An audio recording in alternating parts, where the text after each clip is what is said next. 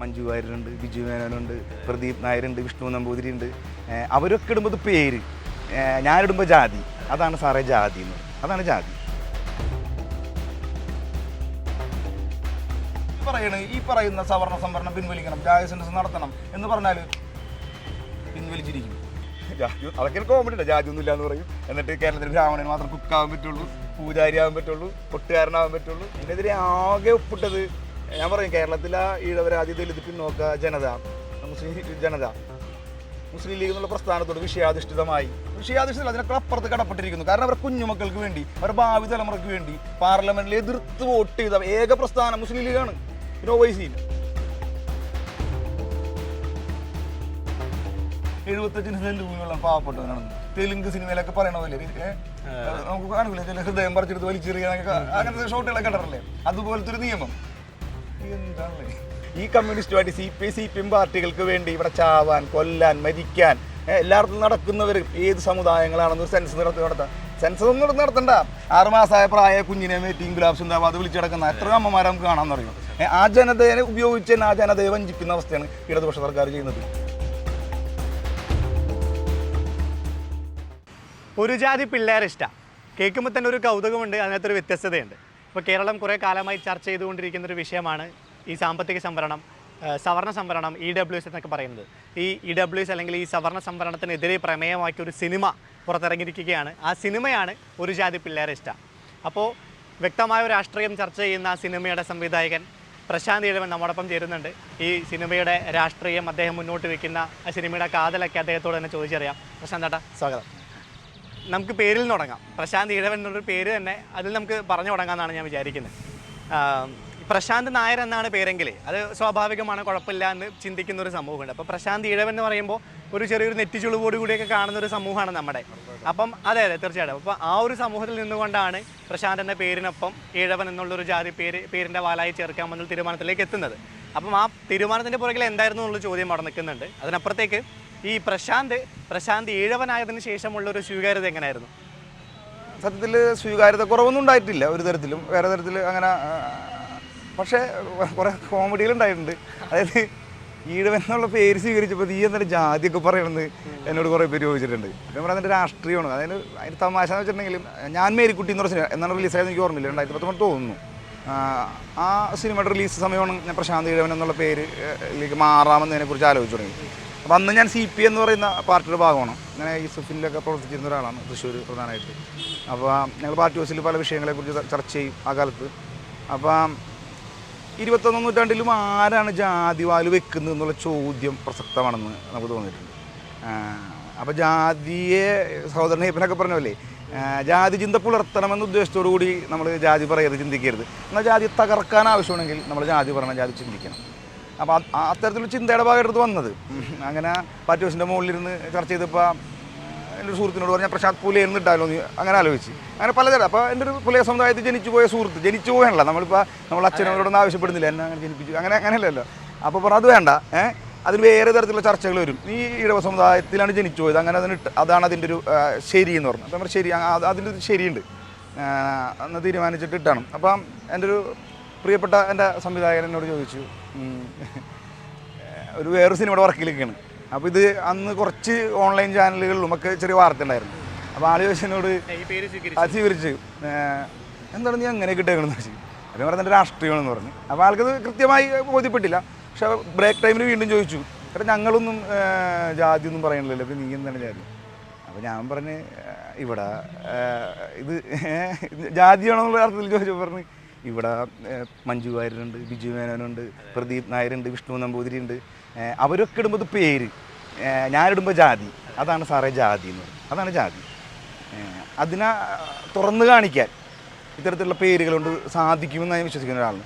പിന്നീട് അല്ലാണ്ട് വേറെ ഇങ്ങനെ ഇട്ടതുകൊണ്ട് നമുക്ക് വേറെ എൻ്റെ ഇൻഡസ്ട്രിയായിട്ട് ബന്ധപ്പെട്ടോ അല്ലെങ്കിൽ വേറെ തരത്തിൽ ഞാൻ 10 വർഷമായിട്ട് സിനിമ ഇൻഡസ്ട്രിയിലാണല്ലോ, അല്ലാത്ത വേറെ അകറ്റി നിർത്തലുകളോ ഒന്നും തന്നെ ഉണ്ടായിട്ടില്ല കേട്ടോ. പക്ഷേ ആ ഉയർത്തുന്ന രാഷ്ട്രീയം പലർക്കും കൃത്യമായി മനസ്സിലാവുന്നുണ്ടെന്നുള്ളതാണ് അതിൻ്റെ ഒരു നമുക്കുള്ള സന്തോഷം. അതുപോലെ നമ്മൾ ഈ സിനിമയിലേക്ക് വരുന്ന സമയത്ത് ഇപ്പോൾ ഒരു ജാതി പിള്ളേരിഷ്ടമാണ്. പക്ഷെ നമ്മൾ ആദ്യം തീരുമാനിച്ച ടൈറ്റിൽ ഈ ചോക്കുത്തി മോനും അല്ലെ പന്നപ്പലയനും ഒരു തീവ്രവാദിക്കാക്കുക എന്നുള്ളതായിരുന്നു. അപ്പോൾ ആ ടൈറ്റിലിൽ നിന്ന് മാറിയിട്ട് ഒരു ജാതി പിള്ളേരെ ഇഷ്ടം എന്നുള്ള ടൈറ്റിലേക്ക് നമ്മൾ മാറി. അപ്പം ഈ ടൈറ്റിലിൽ നമ്മൾ വരുത്തിയൊരു മാറ്റം എന്ന് പറയുന്നത് ആക്ച്വലി സിനിമയുടെ സെൻസർഷിപ്പ് സംബന്ധിച്ചുള്ള ഒരു ആശങ്ക, അല്ലെങ്കിൽ സിനിമയ്ക്ക് അനുമതി കിട്ടുമോ ഒരു ആശങ്ക എന്നതിനപ്പുറത്തേക്ക് എന്തെങ്കിലും ഉണ്ടോ? അതായത് ഈ വിഷയം, ഈ സവർണ്ണ സംവരണം എന്ന വിഷയം അഡ്രസ്സ് ചെയ്യുന്ന ഒരു സിനിമയാണ് ഇത്. അവിചാരിതമായിട്ട് ഫേസ്ബുക്കിൽ എൻ്റെ ഒരു സുഹൃത്തുണ്ട് ആബിദ് ഒരു കുറിപ്പ് വായിക്കാനിടയാണ്. കുറിപ്പ് വായിക്കാനിടയായപ്പോഴാണ് ഞാൻ എൻ്റെ പങ്കാളി പാർട്ട്ണർ എമ്മിനെ കാണിച്ചു കൊടുത്തത്. പിന്നെ എൻ്റെ സുഹൃത്ത് ബി.എഡ് കോളേജിൽ പഠിപ്പിക്കുന്ന കുട്ടികൾക്ക് പഠിപ്പിക്കുന്ന ടീച്ചറാണ്. പലപ്പോഴും സവർണ്ണ സംവരണം എന്നുള്ളത് താഴെത്തട്ടിലുള്ള ഈ പാർട്ടികൾക്കൊക്കെ തലച്ചോറ് പണയപ്പിക്കാന്നൊക്കെ പറയില്ലേ, അവർ പാവങ്ങളായ ഈഴവരാതി പിന്നോക്ക ദളിത് മുസ്ലിം സമുദായങ്ങളിലെ ഭൂരിപക്ഷത്തിനും ഇപ്പോൾ സവർണ്ണ സമരം എന്താണെന്ന് പോലും അറിയില്ല. സംവരണത്തിൻ്റെ പ്രസക്തി, സവർണ്ണ സംവരണങ്ങളുടെ അപകടം. ആർത്ഥത്തിൽ ഈ ചെറിയ കുറിപ്പ് ഞാൻ എൻ്റെ കൂട്ടുകാരിക്ക് അയച്ചു കൊടുത്ത് ആ കുറിപ്പ് വായിച്ചപ്പോൾ അവൾ പറഞ്ഞു, കേട്ടാ ഇത് പ്രശ്നങ്ങൾ ഇത്ര. അപ്പോൾ രമ്യ പറഞ്ഞ എന്നോട് അങ്ങനെ ഒരു ചെറിയ ഷോർട്ട് ഫിലിം ആയിക്കൂടെ എന്ന് വെച്ചാൽ ആ ഒരു ആലോചനയിൽ നിന്നാണ് ഇത് വന്നത്.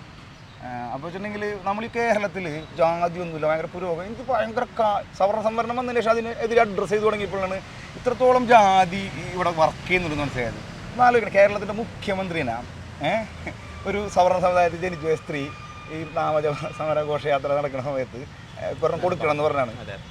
അത്രത്തോളം കൂടെ ജാതി വർക്കൗട്ടാണ്. CPIയുടെ നേതാവ് നമ്മുടെ ചിറ്റകം പറഞ്ഞ ആളെ സുഹൃത്തിനാളൊരു സുഹൃത്തിനായിട്ടുള്ള സംഭാഷണത്തിൽ പറയുകയാണ്, അപ്പോൾ എൻ്റെ വീട്ടിൽ പോയി വെള്ളം കുടിക്കാൻ പറ്റില്ലാണ്. പിന്നെ പലപ്പോഴും ഈ അതിനകത്ത് കമ്മ്യൂണിസ്റ്റ് ഈ കേരളത്തിൽ ഭയങ്കര ഹിന്ദുത്വ വർക്കൗട്ട് ആയിക്കൊണ്ടിരിക്കുന്നത്, അതിന് ഇസ്ലാമോഫോബിക് പരിസരങ്ങൾ ഇപ്പോൾ സൃഷ്ടിക്കപ്പെടുന്നുണ്ട്. അത്രത്തോളം ജാതി ഇവിടെയുണ്ട്. അപ്പോൾ അത് അങ്ങനെയാണ് ചോക്കുത്തിമോനും പന്നപ്പലേനും ഒരു തീവ്രവാദിക്കാക്കയും. കാരണം ഏറ്റവും കൂടുതൽ ഈ സവർണ്ണ സംവരണം ബാധിക്കുന്ന രണ്ട് സമുദായങ്ങൾ ഏറ്റവും ഒരു ഏകദേശം 65% വരും. അറിയില്ല, കാരണം ജാതി സെൻസസ് എടുത്തിട്ടില്ല. എന്നാലേ നമുക്ക് അറിയാൻ പറ്റില്ല ഈഴവ സമുദായം എത്രയുണ്ടെന്നുള്ളത്. എന്നാലും നമ്മളൊരു കണക്കൂട്ടൽ ഈഴവ മുസ്ലിം കൂടി തന്നെ 60 എടുത്തു എന്തായാലും ഉണ്ടാവും. പിന്നെ ദളിത് സമുദായങ്ങൾ, അങ്ങനെ കേരളത്തിൽ ആ പേര് ഇത്രയും പേരെ ബാധിക്കുന്നതാണ്. അത് ഞാൻ പറയുന്നത് അതെ, ഈ സവർണ്ണർ പറയുന്ന പോലെ ഈ ചോക്കുത്തി മക്കളെയും പന്നപ്പലയന്മാരെയും തീവ്രവാദിക്കാക്കാന്മാരെയും ഇല്ലാതാക്കാൻ വേണ്ടി ഒരു നിയമം ഈ നാട്ടിൽ നടപ്പിലാക്കിയിട്ട് 5 വർഷമായി. വളരെ ദയനീയത, വളരെ ഒരു ഇത്രയും ക്രൂരെന്ന് പറഞ്ഞൊരു നിയമം ഈ എനിക്ക് തോന്നുന്നത് സ്വാതന്ത്ര്യാനന്തരം പാസ്സായിട്ടുണ്ടാവില്ല എന്ന് എനിക്ക് തോന്നുന്നു. ഇതിനെതിരെ യാതൊരു സമരങ്ങളില്ല, പ്രക്ഷോഭങ്ങളില്ല. അതിനെ തുടർന്ന് ഞാൻ CPI തന്നെ രാജിവെച്ചത്. പിന്നീട് AIUF അനുഭാവിയൊക്കെ ആയിട്ട് തുടർന്നു. കാരണം ഞാൻ സിനിമയായിട്ടാണ് വർക്ക് ചെയ്തുകൊണ്ടിരിക്കുന്നത്. എന്നാലും എൻ്റെ ഒരു വീട്, എനിക്ക് വീടൊക്കെ പോലെ എനിക്ക് CPI ഓഫീസ് എന്ന് പറഞ്ഞാൽ അതൊക്കെ ഉപേക്ഷിക്കേണ്ടി വരും. കാരണം വെച്ചിട്ടുണ്ടെങ്കിൽ വിയോജിപ്പുകളോട് യോജിച്ചൊന്നും നിൽക്കാൻ നമുക്ക് ഒരു ഘട്ടം കഴിഞ്ഞാൽ പറ്റില്ല. നമുക്ക് ആത്മാഭിമാന പ്രശ്നം വരും. നമ്മൾ വഞ്ചിക്കായിരുന്നു തോന്നൽ വരും. നമ്മുടെ കുഞ്ഞുമക്കളെ കാണുമ്പോൾ അവരെ കൊല്ലാൻ കൂട്ടി നിൽക്കുന്നവരാണല്ലോ എന്ന് തോന്നും. കാരണം ലക്ഷക്കണക്കിന് വരുന്ന വിദ്യാർത്ഥികൾ CPIയിൽ നിന്നപ്പോൾ ആ സമയത്ത് ഈ ഒരു ചിന്താഗതി വഞ്ചിക്കപ്പെടുന്നു എന്നുള്ളൊരു തോട്ടം അല്ലില്ല. കാരണം CPI എന്ന് പറയുന്ന പാർട്ടി ഞാൻ പറയുന്നത് ഈ വിഷയത്തെ CPIയിൽ മാത്രം ഇത്ര കൃത്യമായി അഡ്രസ്സ് ചെയ്തിട്ടുണ്ടായിരുന്നുള്ളൂ ഈ വിഷയത്തിൽ ഒരു കാലം വരെ. NV ബൽറാമിനെ പോലുള്ള നേതാക്കൾ കൃത്യമായി സാമ്പത്തിക സംവരണത്തിന് എതിർത്തതും അത് നടപ്പിലാക്കാൻ അനുവദിക്കാതായിരുന്നൊരു പ്രസ്ഥാനമാണ്. ക്രിമിലെയർ പോലും ശരിയല്ല, ക്രിമിലെയർ കൊണ്ടുവന്നിട്ടുണ്ട് ഇതിൻ്റെ ഇടയിൽ ഈ മണ്ഡല സംസ്ഥാനത്ത്, അതുപോലും ശരിയല്ല എന്ന് പറഞ്ഞ പ്രസ്ഥാനം വരുന്നത് CPI. അപ്പോൾ CPI വലിയ വഞ്ചനയാണ് ജനങ്ങളോട് കാണിച്ചത്. അതിനവർക്ക് CPM-നെ ഒന്നും അങ്ങനെ പരിപൂർണ്ണമായിട്ട് കുറ്റപ്പെടുത്താൻ പറ്റില്ല. കാരണം വെച്ചാൽ അവർ സാമ്പത്തിക സംവരണവാദികളായിരുന്നു പണ്ട് തുടങ്ങി തന്നെ. EMS സംഭവിച്ചിട്ട് അവർ ചിലപ്പോൾ EWS സമരത്തിന് EMS സമരം എന്നൊക്കെ പറയാറുണ്ട്. അപ്പോൾ അതുകൊണ്ട് നമുക്ക് CPM-നെ അത്രത്തിൽ അങ്ങനെ കുറ്റം പറയാൻ പറ്റില്ല. നേരെ മറിച്ച് CPI കാണിച്ച വഞ്ചന അത് വലിയ വഞ്ചന തന്നെയായിരുന്നു. അതിൽ വലിയ വിഷമമുണ്ടായി. കാരണം നമ്മൾ ഈ പറ്റിക്കപ്പെടലൊക്കെ നമ്മളൊരു കോമാളിയായി മാറുന്നു എന്നൊക്കെ കുറേ ചിന്ത വന്നു. അത് ഏറ്റവും വലിയ തമാശ വെച്ചിട്ടുണ്ടെങ്കിൽ AIUF-ന്റെ ഒരുപാട് സമ്മേളനങ്ങളിൽ സവർണ്ണ സമരത്തിൽ പ്രമേയം പാസ്സാക്കിയിട്ടുണ്ട്. കൊടുങ്ങല്ലൂരൊക്കെ ഔദ്യോഗിക പ്രമേയമാണ് പാസ്സാക്കിയത്. തൃശ്ശൂർ ജില്ലയിലൊക്കെ സമ്മേളനത്തിൽ വലിയ തർക്കത്തിലേക്ക് എത്തി. AIUF ഒരു സ്വതന്ത്ര സംഘടനയാണെന്നാണ് പറയുന്നത്. അപ്പോൾ പ്രമേയങ്ങൾ അവതരിപ്പിക്കാം, വോട്ടിനിടാം, സമ്മതിച്ചില്ല. ദേശീയ സമ്മേളനത്തിലേക്ക് പോട്ടെ, ദേശീയ സമ്മേളനത്തിൽ തർക്കമായി, അങ്ങനെ വിട്ട്. അതിനുശേഷം സുപ്രീം കോടതി വിധി വന്നല്ലോ വീണ്ടും പുനഃപരിശോധിക്കാനായിട്ട്. എന്നിട്ട് 3-2 തള്ളി. അന്ന് AIUF-ന്റെ ദേശീയ നേതൃത്വം ഇത് ആലോചിക്കുന്നുണ്ടോ, ഒരു കമ്മ്യൂണിസ്റ്റുമായിട്ടൊരു യുവജന സംഘടനയായിട്ട് ദേശീയ നേതൃത്വം പരസ്യമായി ഫേസ്ബുക്കിൽ പബ്ലിക് പോസ്റ്റ് ഇട്ടു. അന്ന് കേരളത്തിലെ മുൻ കൃഷിമന്ത്രി വിഷയങ്ങളെക്കുറിച്ച് കൃത്യമായ തന്നെ അഡ്രസ്സും ചെയ്യാറുണ്ട്. ശബരിമല ശാന്തി നിയമനത്തിൽ ഉൾപ്പെടെ അദ്ദേഹം കൃത്യമായി അഡ്രസ്സ് ചെയ്തിട്ടുള്ളതാണ് VS സുനിൽകുമാർ. അതിൽ ശരിയേടുണ്ടെന്ന് പറഞ്ഞിട്ടുള്ളതാണ്. കാരണം ജാതി അതൊക്കെ എനിക്ക് കോമഡി ഉണ്ട്. ജാതിയൊന്നും ഇല്ല എന്ന് പറയും. എന്നിട്ട് കേരളത്തിൽ ബ്രാഹ്മണന് മാത്രം കുക്കാവാൻ പറ്റുള്ളൂ, പൂജാരി ആവാൻ പറ്റുള്ളൂ, കൊട്ടുകാരനാവാൻ പറ്റുള്ളൂ, ദേവസ്വം പോലില്ല. അതൊക്കെ കോമഡി. അപ്പോൾ പുള്ളി അതിനെതിരെ പ്രതികരിച്ചില്ല. അതുപോലെ തന്നെ AIUF-ന്റെ ദേശീയ നേതൃത്വ പോസ്റ്റർ VS സുനിൽകുമാർ ഷെയർ ചെയ്തിരുന്നു. കേരളത്തിലെ ജില്ലാ നേതാക്കളോ സംസ്ഥാന നേതാക്കളോ ഒന്നും ഷെയർ ചെയ്തില്ല. പക്ഷെ മണ്ഡലങ്ങളിലേക്ക് ഒരുപാട് നേതാക്കൾ ഷെയർ ചെയ്തിരുന്നു കേട്ടോ. അന്നാണ് ഞാൻ പരിപൂർണ്ണം അത്ര നാളെ AIUF അനുഭാവിയായിട്ട് തുടരുമായിരുന്നു. ഞാൻ പരിപാടികളിലേക്ക് കിണ്ണി പോകും. ഉള്ള സമയത്ത് സിനിമയൊക്കെ കഴിഞ്ഞ് പാർട്ടി ഹൗസ് തന്നെയായിരുന്നു. അതിനുശേഷം ഞാൻ പരിപൂർണമായിട്ട് ആ പ്രസ്ഥാനത്ത് പരിപൂർണമായിട്ട് ഉപേക്ഷിച്ചു. പക്ഷേ എൻ്റെ സൗഹൃദങ്ങൾ നിൽക്കുന്നുണ്ട്. ആ പ്രസ്ഥാനം നാളെ തിരുത്തണം, CPM ആയാലും തിരുത്തണം എന്നുള്ള ആഗ്രഹത്തിലാണ് മുന്നോട്ട് പോകുന്നത്. ഇതിനെതിരെ ആകെ അതിൻ്റെയൊക്കെ വിഷമം എന്ന് വെച്ചിട്ടുണ്ടെങ്കിൽ ഇതിനെതിരെ ആകെ ഒപ്പിട്ടത് ഞാൻ പറയും, കേരളത്തിലെ ഈഴവരാതി ദലിത് പിന്നോക്ക ജനത, മുസ്ലിം ജനത മുസ്ലിം ലീഗ് എന്നുള്ള പ്രസ്ഥാനത്തോട് വിഷയാധിഷ്ഠിതം അതിനൊക്കെ അപ്പുറത്ത് കടപ്പെട്ടിരിക്കുന്നു. കാരണം അവരുടെ കുഞ്ഞുമക്കൾക്ക് വേണ്ടി, അവരുടെ ഭാവി തലമുറയ്ക്ക് വേണ്ടി പാർലമെന്റിൽ എതിർത്ത് വോട്ട് ചെയ്ത ഏക പ്രസ്ഥാനം മുസ്ലിം ലീഗാണ്. പിന്നെ OYC മുസ്ലിം ലീഗ് ഇതിനെതിരെ ആദ്യ ഘട്ടത്തിൽ അഭിപ്രായമൊക്കെ പറഞ്ഞപ്പോൾ പിണറായി വിജയൻ മുഖ്യമന്ത്രി പറയുന്നത് ഇവർ സാമുദായിക ധ്രുവീകരണം ഉണ്ടാക്കാൻ നോക്കിയാണ് എന്നൊക്കെ പറഞ്ഞിട്ട് ഭയങ്കര അഭിപ്രായമൊക്കെ പറഞ്ഞു. അപ്പോഴേക്കും അവർ പെട്ടെന്ന് ചാപ്പ കുത്തുമല്ല ഇതിനെതിരെ. അപ്പോൾ അതുകൊണ്ട് അവർ നിർത്തി. എന്നാൽ SNDP പോലുള്ള പ്രസ്ഥാനങ്ങൾ ഇതിനെതിരെ കൃത്യമായ മുന്നോട്ട് വരുന്നില്ല. സത്യത്തിൽ SNDP ഒക്കെ ഇതിനെതിരെ സഹോദരൻ ഇപ്പം ഡോക്ടർ പൽപ്പൊക്കെ നയിച്ചിരുന്ന വളരെ കൃത്യമായ രാഷ്ട്രീയമുള്ള കൃത്യമായ പിന്നോക്ക രാഷ്ട്രീയം പുലർത്തിയിരുന്ന സമര സംഘടന കൂടിയായിരുന്നു SNDP. ശ്രീനാരായണ ധർമ്മ പരിപാലന യോഗം എനിക്ക് അറിഞ്ഞൂടെ ശ്രീനാരായണ ധർമ്മ പരിപാലന യോഗമായി മാറിക്കൊണ്ടിരിക്കണമെന്നുള്ള. അതുപോലെ ഇപ്പോൾ ഈ പിണറായി വിജയനെ കുറിച്ച് ഈ മന്ത്രിസഭയെ കുറിച്ചൊക്കെ പറയുന്നുണ്ടല്ലോ. അപ്പോൾ ഈ ഒന്നാം പിണറായി സർക്കാരിൻ്റെ ഏകദേശം ഒരു അവസാന ഘട്ടത്തിലാണ് അവർ ഈ ഒരു സാമ്പത്തിക സംവരണം നടപ്പിലാക്കുന്നത്. അത് ആയുധമാക്കി അല്ലെങ്കിൽ അത് പ്രചാരണത്തിലേക്ക് കൊണ്ടുവന്നതിന് ശേഷമാണ് രണ്ടാം പിണറായി സർക്കാർ വീണ്ടും അധികാരത്തിൽ വരുന്നത്. അപ്പോൾ ഈ നാട്ടിലെ ഈഴവൻ്റെയും അല്ലെങ്കിൽ ഈ ദളിതൻ്റെയും ഈ മുസ്ലിം വിഭാഗത്തിൻ്റെയൊക്കെ വോട്ട് കിട്ടിയിട്ട് തന്നെയാണ് രണ്ടാമത് പിണറായി സർക്കാർ അധികാരത്തിൽ വന്നത്. അപ്പോൾ ഈ സിനിമ എടുക്കുന്ന സമയത്ത് പ്രശാന്ത് ഏട്ടൻ അതിനെക്കുറിച്ചൊക്കെ ഒന്ന് ചിന്തിച്ചിട്ടുണ്ടായിരിക്കുമല്ലോ സ്വാഭാവികമായിട്ടും. ഞാൻ പിന്നെ മനസ്സിലായി CPI-ലും CPM-ലൊക്കെ ഉൾപ്പെടെ ഒരുപാട് പേർക്ക് ഇതിനകത്ത് അമർഷമുണ്ട്. പിന്നെ വെച്ചിട്ടുണ്ടെങ്കിൽ സമ്മേളനങ്ങളൊക്കെ ഇപ്പോൾ ചർച്ചകളൊക്കെ വരുന്നുണ്ട് ഇപ്പോൾ തുടർച്ചയായിട്ട്. ആദ്യ കാലഘട്ടങ്ങളിൽ ഇത് പ്രശ്നം പലരും മനസ്സിലാക്കുന്നില്ല. പിന്നെ MBBS-നും +2 തുടങ്ങി LLB തുടങ്ങിയൊക്കെ മക്കൾക്ക് സീറ്റ് കിട്ടാതെ വരുന്നു. ഇതിലൊരു ക്രൈറ്റീരിയ ഒക്കെ ഉണ്ടല്ലോ. അതിനൊപ്പം തന്നെ ഞാൻ പറയാൻ പറ്റുന്ന കാര്യം പറയാം. അതായത് മുസ്ലിം ലീഗ് ഒരു സമയത്ത് 5ാം മന്ത്രിസ്ഥാനം ചോദിച്ചിരുന്നു. അപ്പോൾ സാമുദായികമായിട്ട് അവർക്ക് അതിനുള്ള പ്രാതിനിധ്യം അർഹത ഉണ്ട്, അത് കിട്ടേണ്ടതാണ്. അന്ന് ഇവിടെ CPM-ഉം CPI കൃത്യമായിട്ട് പറഞ്ഞു, BJP ഒക്കെ രണ്ടുപേരും ഒരുപോലെ പറഞ്ഞ് ഇത് എന്താണ് സാമുദായിക പ്രീണനമാണ് എന്നൊക്കെയുള്ള അർത്ഥത്തിൽ വലിയ സംസാരിച്ചിരുന്നു. BJP-യുടെയും ഇടതുപക്ഷത്തിൻ്റെ ശബ്ദം ഒരുപോലെ ഇരുന്ന്. എന്നാൽ ഇപ്പോഴത്തെ മന്ത്രിസഭയിൽ 11 മന്ത്രിമാരോളം ഒരു നായർ സമുദായമാണ്. അപ്പം ഒന്നും ഒരു സാമുദായിക പ്രീണനമില്ല. ഈ കമ്മ്യൂണിസ്റ്റുമായിട്ട് CPI CPM പാർട്ടികൾക്ക് വേണ്ടി ഇവിടെ ചാവാൻ, കൊല്ലാൻ, മരിക്കാൻ എല്ലായിടത്തും നടക്കുന്നവർ ഏത് സമുദായങ്ങളാണെന്നൊരു സെൻസ് നടത്താം. സെൻസസ് ഒന്നും നടത്തണ്ട. 6 മാസമായ പ്രായ കുഞ്ഞിനെ മീറ്റിംഗ് ഗുലാബ് സിന്ദാബാദ് വിളിച്ചു കിടക്കുന്ന എത്ര അമ്മമാരെ നമുക്ക് കാണാൻ അറിയും. ആ ജനതയെ ഉപയോഗിച്ച് തന്നെ ആ ജനതയെ വഞ്ചിക്കുന്ന അവസ്ഥയാണ് ഇടതുപക്ഷ സർക്കാർ ചെയ്യുന്നത്. ഇത് ക്രൂരതൊന്നും പറയാൻ പറ്റില്ല. അതിൻ്റെ അപ്പുറത്ത് പുതിയ വാക്ക് കണ്ടെത്തേണ്ട അവസ്ഥയാണ്.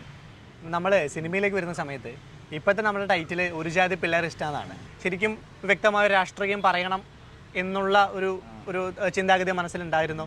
അപ്പം സമൂഹത്തിൽ നടന്നുകൊണ്ടിരിക്കുന്ന ഒരു സമകാലിക വിഷയങ്ങൾ അഡ്രസ്സ് ചെയ്യണമെന്നുള്ളത് സിനിമ എടുക്കുമ്പോൾ അങ്ങനെ ഒരു വിഷയം ചർച്ച ചെയ്യണമെന്ന് നേരത്തെ തീരുമാനിച്ചൊരു വിഷയമായിരുന്നു. അതെ നേരത്തെ തീരുമാനിച്ചിരുന്നത്. അതായത് ഈ പേര്, ഈ ആദ്യത്തെ പേര് ചോക്കുജീവൻ മന്നപ്പലേനും വൃത്തി പ്രവാദിക്കാക്കി എന്നുള്ള പേര് സിനിമയ്ക്ക് ആപ്റ്റായിരുന്നു എന്ന് വിശ്വസിക്കുന്ന ഒരാളാണ് ഞാൻ. ഒരുപാട് പേര് പറഞ്ഞു കറക്റ്റ് അടിക്ക് എങ്ങനെയാണ് കേരളീയ സമൂഹം പലതിലും കാണുന്നത് എന്നൊക്കെയുള്ള ഒറ്റയടിക്ക് കിട്ടും. പിന്നെ വെച്ചിട്ടുണ്ടെങ്കിൽ അത് സിനിമ കൂടുതൽ ആളുകളിലേക്ക് എത്താനും ഒരു ഇട ഉണ്ടാക്കുമെന്ന് വിചാരിച്ചു. പിന്നെ വെച്ചിട്ടുണ്ടെങ്കിൽ സത്യം പറഞ്ഞാൽ ക്രൗഡ് ഫണ്ടിങ് കൂടെയാണ് നമുക്ക് പൂർത്തീകരിച്ചത്. അപ്പോൾ പൈസ ഇല്ലാത്ത ഘട്ടങ്ങളിലെത്തി. അപ്പോൾ നമുക്ക് സെൻസറൊക്കെ പോകണമെന്ന് ആഗ്രഹമൊക്കെ ഉണ്ടായിരുന്നു. അപ്പോൾ എന്താണെന്ന് വെച്ചിട്ടുണ്ടെങ്കിൽ അതിൻ്റെ ഭാഗമായിട്ട് പേര് മാറ്റം നല്ലതാണെന്ന് തോന്നി. അങ്ങനെ ഒരു ചർച്ച വന്ന് പിന്നെ കുറച്ചുകൂടി സ്വീകാര്യത, എല്ലാവരും പറഞ്ഞ സ്വീകാര്യത ചിലപ്പോൾ കിട്ടാം. നമുക്ക് ഈ കൃത്യമായ രാഷ്ട്രീയം മനസ്സിലാക്കുന്നവർക്ക് മാത്രമാണ് ഈ പേര് എന്തുകൊണ്ടായിരിക്കും അർത്ഥമാക്കിയെന്ന് മനസ്സിലാവുള്ളൂ. അതിപ്പോൾ എൻ്റെ ബന്ധുക്കളെ കുറേ പേര് പറയും എന്ത് പേരിട്ടേക്കണത്. അപ്പം അവർ സാധാരണക്കാരാണ്, അവർക്കത് മനസ്സിലാവില്ല. പക്ഷേ കൃത്യമായ ഈ പറയുന്ന ഒരു പിന്നോക്ക ദളിത് അങ്ങനത്തെ ഒരു അവർണപക്ഷ രാഷ്ട്രീയം, കീഴാള രാഷ്ട്രീയത്തിൻ്റെ പ്രശ്നങ്ങൾ മനസ്സിലാക്കുന്ന അഡ്രസ്സ് ചെയ്യുന്നവർക്ക് കൃത്യമായി മനസ്സിലായി കറക്റ്റ് പേരിട്ടത്. കോളേജ് അധ്യാപകർ അങ്ങനെ അർത്ഥത്തിലുള്ള കുറേ മാഷുമാരൊക്കെ എന്നോട് പറഞ്ഞ് എടാ കറക്റ്റാണ് കലക്കി എന്ന് പറഞ്ഞിട്ടുണ്ടായിരുന്നു. പക്ഷെ നമുക്ക് ഇങ്ങനത്തെ ഒരു ഘട്ടം വരുമ്പോൾ നമുക്ക് അപകടമാവും. അങ്ങനെ ഒരു പേര് ആലോചിച്ച് അപ്പോഴും ഈ സിനിമയായിട്ട് കണക്ട് ചെയ്യണം. അപ്പോഴാണ് തൃശ്ശൂരൊക്കെ പറയും ജാതി പിള്ളേർ ഇഷ്ടമെന്ന് പറയുന്നത്. അപ്പം ഇത് ജാതി വരുന്നുണ്ട്, പിള്ളേർ വരുന്നുണ്ട്, കുട്ടികളുടെ കഥയാണ്. 4 കുട്ടികളുടെ ഒരു ഇതിലൂടെയാണ് മുന്നോട്ട് പോകുന്നത്. ന്യൂസ് എലമെൻസൊക്കെ ഞാൻ ഉപയോഗിച്ചിട്ടുണ്ട്. വേണമെങ്കിൽ ഡോക്യു ഫിക്ഷൻ എന്ന് വിളിക്കാം. അപ്പോൾ വെച്ചിട്ടുണ്ടെങ്കിൽ സിനിമ എന്നുള്ള അർത്ഥത്തിലൊന്നും സെൻസർ കിട്ടില്ല ചിലപ്പോൾ. അതൊരു ഡോക്യു ഫിക്ഷൻ അല്ലേ. അപ്പോൾ വേണ്ട, 1 മണിക്കൂർ 10 മിനിറ്റേ ഉള്ളൂ. നമുക്ക് ഒരു ഷോർട്ട് ഫിലിമായിട്ട് എന്തെങ്കിലും ഇറക്കാം. പിന്നെ തിയേറ്ററുകളിൽ പ്രിവ്യൂ ഷോ എന്നുള്ള രീതിയിൽ നമുക്ക് സുഹൃത്തുക്കൾക്ക് വേണ്ടി കളിക്കാം എന്നുള്ള അർത്ഥത്തിൽ തീരുമാനിക്കുകയും നമുക്ക് 50,000 രൂപ ചിലവുണ്ട് സെൻസറിനൊക്കെ പോകണം. അങ്ങനെ അത് നമ്മൾ തൽക്കാലത്തിന് വേണ്ടാന്ന് വെച്ചു. അങ്ങനെയാണ് പേരുമാറ്റത്തിൽ അങ്ങനെ എടുത്തത്. ഒരു ജാതി പിള്ളേർ ഇഷ്ടം എല്ലാവർക്കും ഇഷ്ടമായ പേര്. പൊതുവേ ഇടതുപക്ഷ അനുഭവിയായിട്ട് വളർന്ന ഒരു മനുഷ്യൻ, ASF-ൻ്റെയും CPI-യുടെ ഒക്കെ ക്യാമ്പുകളിൽ പ്രവർത്തിച്ച ഒരു സജീവ രാഷ്ട്രീയ പ്രവർത്തകനായിരുന്നല്ലോ. അപ്പം കേരളത്തിൽ ഇടതുപക്ഷ സർക്കാർ ഇങ്ങനത്തെ ഒരു നിയമം കൊണ്ടുവരുന്നു. അപ്പം CPI-യിൽ നിന്നുകൊണ്ട് പ്രവർത്തിക്കുന്ന സമയത്ത് ഇതിനെ ശക്തമായി എതിർക്കുന്ന ഒരാളായിരുന്നല്ലോ.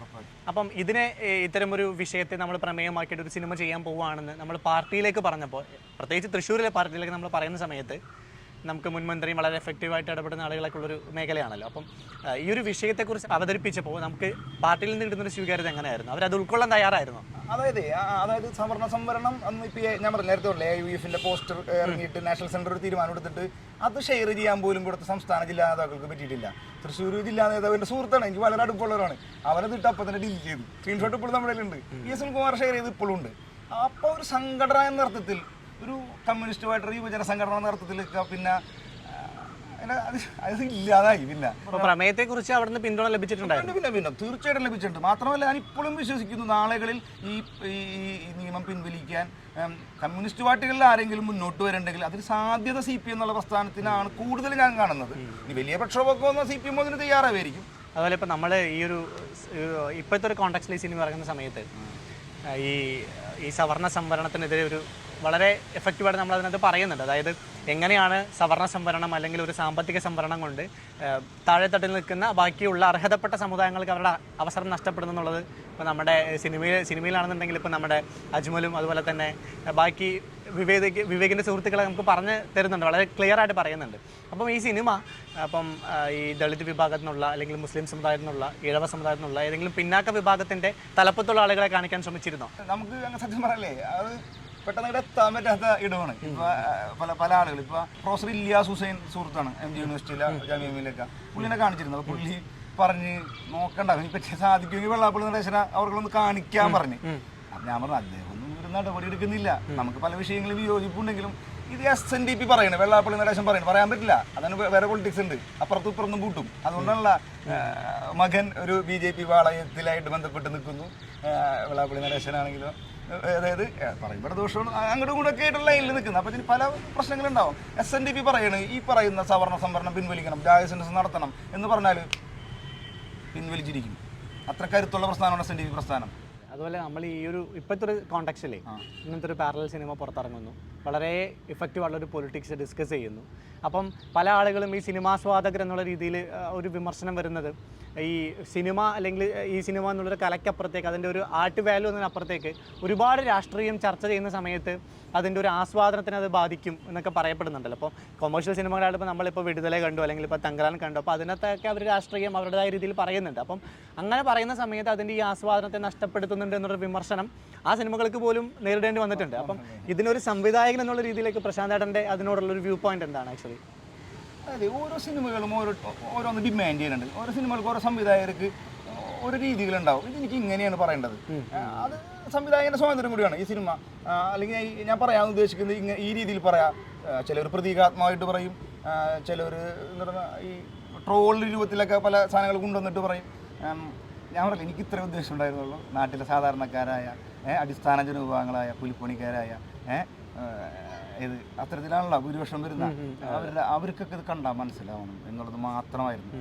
അപ്പം PK സിനിമ, PK ഒരു വലിയ രാഷ്ട്രീയം പറഞ്ഞ സിനിമയായിരുന്നു. അതിൻ്റെ അകത്തൊക്കെ കുറേ എലമെൻറ്റുകൾ വരുന്നുണ്ടല്ലോ.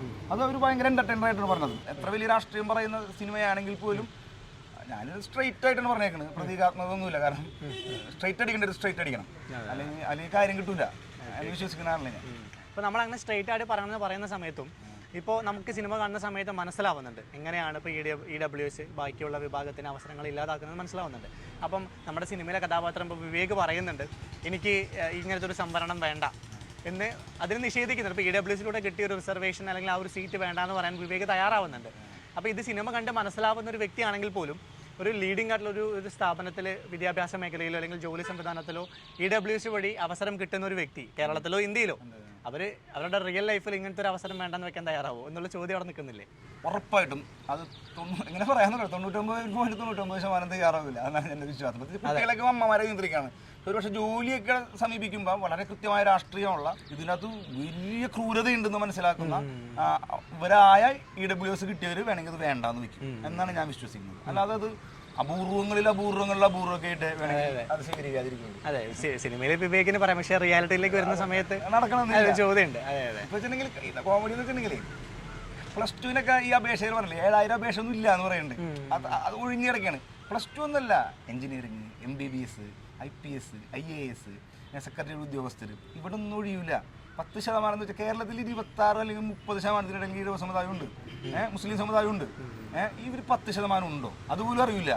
പിന്നെ വെച്ചിട്ടുണ്ടെങ്കിൽ അതിനകത്ത് ക്രൈറ്റീരിയ എന്നൊക്കെ പറയുമ്പോഴേ പാവപ്പെട്ട സഹാക്കൾ പലപ്പോഴും തർക്കിക്കും. അവിടെ നിന്ന് ഇതൊന്നും നടപ്പില്ല. ഈ കൊച്ചി കോർപ്പറേഷനിൽ, കോഴിക്കോട് കോർപ്പറേഷനിൽ 50 സെൻറ്റ് പാവപ്പെട്ടവല്ല. ഇന്നലെ ഇപ്പോൾ എല്ലാ പാർട്ടിക്കാരും പ്രശ്നം ഉണ്ടാക്കില്ലേ. മുനിസിപ്പാലിറ്റിയിൽ അച്ഛന് 10 സെൻറ്റ്, അച്ഛൻ ലക്ഷപ്രഭ കൊടുക്കുന്നു. കാരണം 10 സെൻറ്റ് ഭൂമി 4 ലക്ഷം രൂപ വെച്ചിട്ട് കൊടുക്കുന്നു മുനിസിപ്പാലിറ്റിയിൽ. 75 സെൻറ്റ് ഭൂമിയുള്ള പാവപ്പെട്ടവനാണെന്ന് തെലുങ്ക് സിനിമയിലൊക്കെ പറയണ പോലെ നമുക്ക് കാണില്ല. ചില ഹൃദയം പറിച്ചെടുത്ത് വലിച്ചെറിയ അങ്ങനത്തെ ഷോട്ടുകളൊക്കെ കണ്ടറില്ലേ. അതുപോലത്തെ ഒരു നിയമം എന്താണല്ലേ. 10ാം ക്ലാസ് പഠിക്കുന്ന കുട്ടികളുടെ സിനിമയാണ്, പരീക്ഷ പാസ്സായി നിൽക്കുന്ന ഒരു 4 ആൺകുട്ടികളുടെ സിനിമയാണ്. ഇതിപ്പോൾ നമ്മളിന്ന് പറയും, ഇപ്പം നമ്മുടെ ജനറേഷൻ സിയിലാണ് ജീവിക്കുന്നത്, ഇൻസ്റ്റാഗ്രാം സ്ക്രോൾ ചെയ്തുകൊണ്ടിരിക്കുന്ന ഒരു ജനറേഷനാണ് നമുക്കുള്ളത്. അപ്പം ഇത് എത്രത്തോളം നമ്മൾ പ്രതീക്ഷിച്ച രീതിയിൽ യുവാക്കളിലേക്ക് എത്തുമെന്നുള്ള ചോദ്യം ഉണ്ടാവും. അതുമാത്രമല്ല അവർക്കിടയിലേക്ക്, അപ്പം നമ്മുടെ കേരള സമൂഹത്തിൻ്റെ യുവജനങ്ങൾക്കിടയിലേക്ക് ഈ സിനിമ എത്രത്തോളം ചർച്ച ചെയ്യപ്പെടുമെന്ന് പ്രതീക്ഷിക്കുന്നുണ്ട്. അതിനെ നമ്മൾക്കൊരു സ്വാഭാവികമായിട്ട് പരിമിതി ഉണ്ടല്ലോ. നമ്മൾ ഇത്രയും എത്തിച്ചത് തന്നെ വലിയ ബുദ്ധിമുട്ടിയിട്ടാണ്. ഇറക്കാൻ പറ്റുന്നുണ്ട്. അവസാനം എൻ്റെ ഒരു പ്രൊഡ്യൂസർ അതായത് 6 ലക്ഷം രൂപയാണ് ക്രൗഡ് ഫണ്ടിങ് ആയിട്ട് കിട്ടിയത്. അപ്പോൾ നമുക്ക് പിന്നെ ഞാനൊക്കെ പിന്നെ വരണില്ല. അങ്ങനെ പിന്നെ ഞാൻ ഒരു 2 ലക്ഷം 2.5 ലക്ഷം രൂപയോളൊക്കെ കടം, കൂട്ടുകാരിൽ കടം, ബാങ്ക് ലോൺ അങ്ങനെയൊക്കെ എടുത്ത്. അപ്പോഴും എനിക്ക് ഒരു 2.5-3 ലക്ഷം വേണം. അപ്പോൾ ഒരു ഷാനു എന്ന് പറഞ്ഞ നാട്ടിലൊരു കൂട്ടുകാരൻ പറഞ്ഞ് എടാ എനിക്ക് സഹായിക്കണം. അപ്പോൾ പിന്നെ ട്രെയിലർ കാണിച്ചു കൊടുത്തു. അപ്പോൾ അവന് ഇഷ്ടമായി. അങ്ങനെ എക്സിക്യൂട്ടീവ് പ്രൊഡ്യൂസർ ഷാനു ബാലേന്ദ്രൻ എന്ന് പറഞ്ഞിട്ട് സുഹൃത്താണ്. അപ്പോൾ അവൻ തരാമെന്ന് പറഞ്ഞു. വേറെ ഒന്നും അവൻ പറഞ്ഞു കിട്ടിയാൽ നീ തരണം, അല്ലെങ്കിൽ എനിക്ക് കുഴപ്പമില്ല. അങ്ങനത്തെ ഒരു തന്നെയാണ്. അതുകൊണ്ടാണ് ഇത് എനിക്ക് പുറത്തേക്ക് ഇറക്കാൻ പറ്റിയത്, ഇവിടം വരെയെങ്കിലും എത്തിക്കാൻ പറ്റിയത്. അപ്പോൾ ഇത് കാണേണ്ടത് ശരിക്കും ഈ പറഞ്ഞ പോലെ കൂടുതൽ നമ്മൾ ഇത്രയും പരിമിതി ഉണ്ട്. നമുക്കിനി പരസ്യം കൊടുക്കാനാ. ഇപ്പോൾ ട്രെയിലറൊക്കെ കണ്ടിട്ട് കുട്ടികൾക്ക് ഇഷ്ടമാവുണ്ട്. കുട്ടികൾ പറഞ്ഞാൽ എൻ്റെ ഒരു കൂട്ടുകാരിയുടെ അനിയൻ വന്ന് 10ാം ക്ലാസ് +1 അവൻ പറഞ്ഞു ചേച്ചി ഇത് ഞങ്ങളുടെ പ്രശ്നമാണ്. അപ്പോൾ മുഖ്യധാര സംഘടനാ പ്രവർത്തകരുടെ വിദ്യാർത്ഥി സംഘടനകളൊന്നും അങ്ങനെ വരണമെന്നില്ല. കാരണം ഇത് ഇവർ അഡ്രസ്സ് ചെയ്യേണ്ട വരുമല്ലേ വിഷയം കണ്ടാലും. അങ്ങനെ ഒരു പ്രശ്നം നിൽക്കുന്നുണ്ട്. സത്യത്തിൽ ഇത് ഏറ്റവും അഡ്രസ്സ് ചെയ്യേണ്ടത് ഞാൻ വിചാരിക്കുന്നത് മുസ്ലിം ലീഗും MSF ആണ്. കാരണം ഇത് കേരളത്തിൽ ഈ സിനിമ വിദ്യാർത്ഥികളിലേക്ക് എത്തിക്കേണ്ട, അതിന് അർഹതപ്പെട്ട, സത്യത്തിൽ കക്ഷി രാഷ്ട്രീയ പാർട്ടിയിലെടുത്താൽ പ്രസ്ഥാനം മുസ്ലിം ലീഗും MSF-ഉം യൂത്ത് ലീഗുമാണ്. അതുപോലെ നമ്മൾ ഈ ന്യൂനപക്ഷങ്ങളുടെ കാര്യങ്ങൾ പറഞ്ഞല്ലോ. അപ്പോൾ നമ്മൾ ഈ ലീഗിൻ്റെയും അതുപോലെ തന്നെ ഈഴവ സമുദായത്തിൻ്റെയൊക്കെ അഭിപ്രായങ്ങളെക്കുറിച്ച് ഇപ്പം പ്രശാന്ത് ഏട്ടന് കിട്ടിയ ഒരു ഒപ്പീനിയൻസൊക്കെ നമ്മൾ പറഞ്ഞല്ലോ. അപ്പോൾ നമ്മൾ ചർച്ച ചെയ്യുന്ന ആക്ച്വലി EWS കാറ്റഗറിയുടെ റിസർവേഷനെ കുറിച്ചാണ്. EWS റിസർവേഷനെ കുറിച്ച് തന്നെയാണ്. അപ്പം ഈ സിനിമ കണ്ടിട്ട് അല്ലെങ്കിൽ ഈ സിനിമയുടെ തീം ഇങ്ങനെയാണ്, ഇപ്പം ഒരു EWS റിസർവേഷനെതിരായിട്ടുള്ളൊരു പ്രമേയമാണ് സിനിമ ചർച്ച ചെയ്യുന്നതെന്നൊക്കെ മനസ്സിലാക്കിയിട്ടുള്ള NSS സമുദായത്തിൽപ്പെട്ടിട്ടുള്ള അല്ലെങ്കിൽ ഈ സാമ്പത്തിക സംവരണത്തിന്, അതെ സവർണ വിഭാഗത്തിൽപ്പെട്ട ആളുകൾ അപ്രോച്ച് ചെയ്തിട്ടുണ്ടായിരുന്നു. അവരുടെ അഭിപ്രായം എങ്ങനെയായിരുന്നു? ആക്ച്വലി അത് അവർക്ക് എതിരായിട്ടൊരു പ്രമേയമാണ് നമ്മൾ ചർച്ച ചെയ്യുന്നത്. ഒരർത്ഥത്തിൽ അല്ല, സവർണ സമുദായങ്ങളിൽ ജനിച്ചുപോയ ഒരുപാട് സുഹൃത്തുക്കൾ എനിക്കുണ്ട്.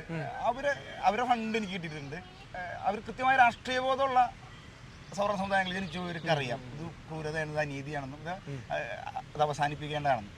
ഇതിൻ്റെ വേറെ പ്രശ്നത്തിനെങ്കിൽ ഇപ്പം ഈ അടുത്ത് ഞാൻ സുകുമാരൻ നായരുടെ പ്രസ്താവന വെച്ചു ജാതി സംവരണം നിർത്തലാക്കണമെന്ന്. അപ്പോൾ ചിരി വന്നു. കാരണം വെച്ചിട്ടുണ്ടെങ്കിൽ 4 വർഷമായി സവർണ സംവരണം കിട്ടുന്നുണ്ട്. അത് ജാതി സംവരണമാണ്. അപ്പോൾ അത് നിർത്തലാക്കണം എന്ന് പറഞ്ഞിട്ടില്ല. ഇപ്പോൾ അത് വെച്ചാൽ ജാതി സംവരണം നിർത്തലാക്കണം എന്ന് പറയാനുള്ള കാരണം വെച്ചിട്ടുണ്ടെങ്കിലും ഇപ്പോൾ ജാതി സെൻസസിൻ്റെ ആവശ്യം ഇപ്പോൾ രാഹുൽ ഗാന്ധി ഉൾപ്പെടെ പലരും പറഞ്ഞു തുടങ്ങി. കേന്ദ്രത്തിൽ പറയുന്നുണ്ട്, കേരളത്തിൽ മുന്നണിയില്ല. നമ്മൾ ജാതി സെൻസസ് നടത്തിയിട്ട് ഈ പറഞ്ഞ പോലെ ഇത്രേ ഉള്ളൂ. നായർ സമുദായം സാമൂഹികപരമായിട്ട് അല്ലെങ്കിൽ നമ്പൂരി സമുദായം സാമൂഹികപരമായിട്ട് വിദ്യാഭ്യാസമായിട്ട് പിന്നോക്കമാണ്. അവർക്ക് അർഹമായ പ്രാതിനിധ്യം കിട്ടുന്നില്ല എന്നുണ്ടെങ്കിൽ അവർക്ക് കൊടുക്കണം. അവർ OBC കാറ്റഗറിയിൽ പെടുത്തണം. ഇത്രയുള്ള കാര്യം. ഒരു തർക്കമില്ല. റിസർവേഷൻ കൊടുത്തു, വിദ്യാഭ്യാസത്തിൽ കൊടുത്തു, ഗവൺമെന്റ് കൊടുത്തു. അവർക്ക് റെപ്രസെന്റേഷൻ ഇല്ല, അവർക്ക് പ്രാതിനിധ്യം ഇല്ല, അവർ വളരെ പിന്നോക്കമാണ്. അതിനെ അവർക്ക് കൊടുക്കണം. NSS സമുദായത്തിന് അല്ലെങ്കിൽ ആരെങ്കിലും അപ്രോച്ച് ചെയ്തിരുന്നു ഇപ്പോൾ പ്രശാന്ത് ചെയ്യുന്നത് ഞങ്ങളുടെ കമ്മ്യൂണിറ്റിക്ക് എതിരാണ്, അല്ലെങ്കിൽ ഞങ്ങൾക്ക് കിട്ടുന്ന ആനുകൂല്യങ്ങൾ ഇല്ലാതാക്കാൻ ശ്രമിക്കുന്നു എന്നുള്ള വിമർശനങ്ങളൊക്കെ നേരിടേണ്ടി വന്നിട്ടുണ്ട്? അങ്ങനെ വന്നിട്ടില്ല എന്നുള്ള സത്യം. കൊടുവഞ്ചൂർ പ്രത്യേകിച്ച് ഇതിന്റെ സെപ്പറേറ്റ്ലി ചെയ്ത ആള് ഒരു നായർ സമുദായത്തിൽ ജനിച്ചു പോയാലാണ്. പുള്ളി എനിക്ക് കൃത്യമായിട്ട് പുള്ളിയൊക്കെ എനിക്ക് ആദ്യം പറഞ്ഞു തന്നിട്ടുണ്ട് ചില അപകടങ്ങൾ ഇതിങ്ങനെയൊക്കെ ഉണ്ടാ. പുള്ളി സെപ്പറേറ്റ്ലി ചെയ്ത് എൻ്റെ ഏറ്റവും അടുത്ത സുഹൃത്തുക്കളൊന്നാണ് അഭിലാഷേട്ടൻ എന്ന് പറഞ്ഞിട്ട്.